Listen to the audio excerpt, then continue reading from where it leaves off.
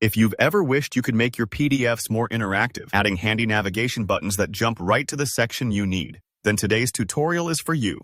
In the next few minutes, I'll show you exactly how to create custom buttons in Adobe Acrobat Pro that link to specific page views within your PDF. By the end, you'll know how to make your documents easier to use, whether you're sharing a digital manual, an ebook, or workplace forms. So let's dive straight in.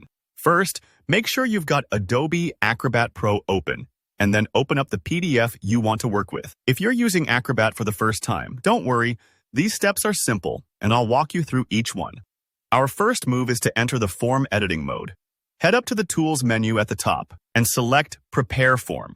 Your cursor should change to a crosshair. This new mode lets you add interactive fields and controls to your PDF, and the crosshair will help you accurately place your new button. Next up, let's add the button itself. In the top toolbar, look for the Button tool. It's usually a rectangle icon with OK inside. Click that little button and then click on your PDF where you want the navigation button to appear. You can either click once for the standard size, or if you want a bigger or smaller button, click and drag to shape it. Just imagine you're placing a sticky note for users right where you want their attention. When you place the button, a tag pops up asking for the field name. Here, type something descriptive like Go to Section 3 or Jump to Summary. Naming things clearly can really help if you come back and edit your document later, or if others need to use it. To open the full Button Properties dialog, simply double-click on your new button. Now, let's make this button look inviting. Under the Appearance tab, you can choose the background color, border style, and text properties. Maybe you want a bright blue button or a subtle gray one. It's totally up to you. Personalizing appearance helps your button stand out and signals users where to click. Over in the Options tab, type the actual label text that will show up. Something informative like, Go to Section 3. This labels what your reader will see, so make it clear and helpful. Ready for the magic? Let's set up the button's action. Head to the Actions tab. You'll see a trigger menu. Make sure Mouse Up is selected.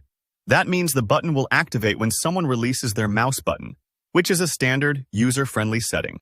Now, in the Select Action menu, choose Go to a Page View, and then hit the Add button.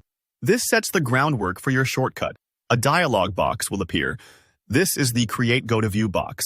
Now, leave it open, and in your PDF scroll to the exact page and zoom level you want the button to send people to. Think about your reader. Maybe you want your button to zoom in on a specific chart, or just land on the start of a chapter. Once your view looks exactly how you want, click Set Link.